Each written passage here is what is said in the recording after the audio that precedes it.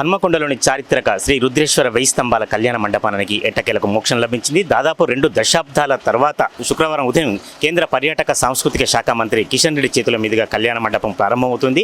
ఉదయం 6 గంటలకే దీనికి శాస్త్రోక్తంగా పూజాధికారులు జరిపిన అనంతరం కిషన్ రెడ్డి గారు ప్రారంభించున్నారు. ఇందుకు సంబంధించి కొద్ది రోజుల క్రితం ఆయన ప్రత్యక్షంగా అధికారులతో కలిసి ఈ ఏర్పాట్లను కూడా పరిశీలించారు. 2 దశాబ్దాల తర్వాత కళ్యాణ మండపం పునర్నిర్మాణం జరుగుతుండటంతో భక్తులలో, అందులో మహాశివరాత్రి పర్వదినం రోజు జరుగుతుండటంతో భక్తులలో ఆనందోత్సాహాలు వెల్లెత్తున్నాయి. మనం దీనికి సంబంధించిన విజువల్స్ కూడా చూడొచ్చు.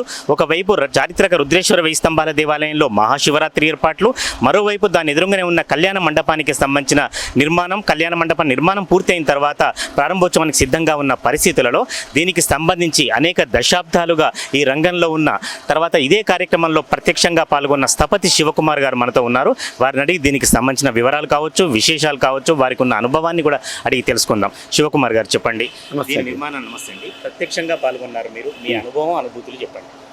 ఇది 2005లో ఆర్కియాలజికల్ సర్వే ఆఫ్ ఇండియా ఇది రిమూవ్ చేసి రీమోడల్ కట్టాలనుకున్నారండి.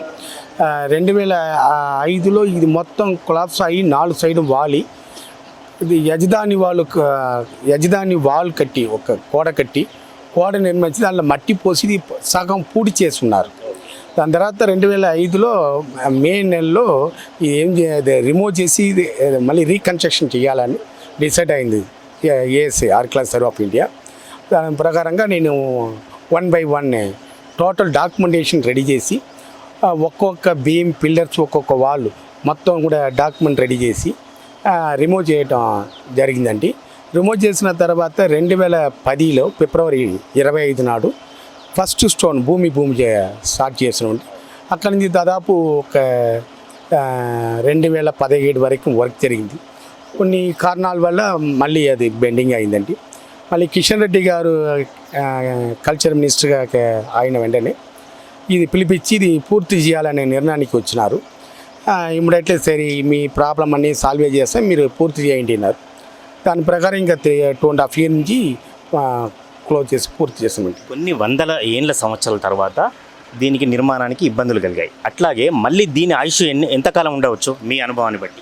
ఇది కొన్ని 800 సంవత్సరం తర్వాత అది చెడిపోయిందంటే కింద వాటర్ లైన్ వల్ల ఫౌండేషన్ దెబ్బతిన్నదండి. లోపల శాండ్ పోసినారు కాబట్టి ఆ శాండ్ అని బయట రావడంతో ఇది ప్రాబ్లం వచ్చింది.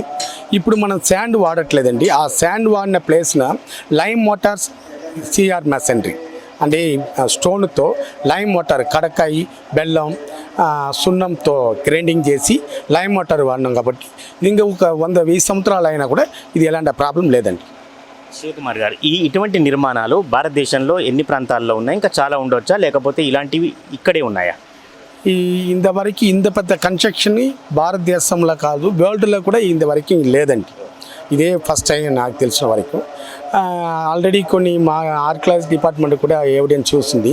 ఇంతవరకు ఇంత పెద్ద కన్స్ట్రక్షన్, ఇంత పెద్ద డిఫికల్ట్ వర్క్ ఎక్కడ కూడా రిమూవ్ చేసి కట్టలేదండి. ఇవి కాకుండా మీకు అనుభవంలో దేశంలో ఎన్నిటిలో పాల్గొన్నారు మీరు ఒక స్థపతిగా? నేను దాదాపు కొత్త టెంపుల్స్ దాదాపు 500 టెంపుల్స్ కట్టినామంటే. నేను పెద్ద ఇప్పుడు మారిషస్ దేశంలో అదర్ కంట్రీ 108 అడుగులు వెంకటేశ్వర స్వామి నిర్మాణం చేసినండి. అది కూడా వరల్డ్ హైయెస్ట్ హైట్ వెంకటేశ్వర స్వామి విగ్రహం ఉంది. అదే మరి తిరుపతి దేవస్థానంలో చాలా వర్క్ చేస్తున్నాండి. దాదాపు 500 టెంపుల్ వరకు చేస్తున్నాం.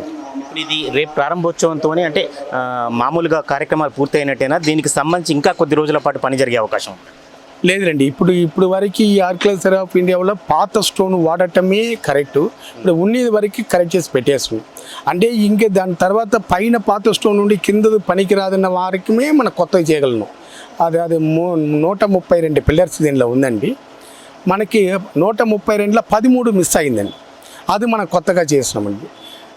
మొత్తం 160 బీమ్స్ ఉందండి. ఆ బీమ్లో 27 బీమ్స్ కొత్తది పెట్టాల్సి వచ్చింది. అది పెట్టినాం.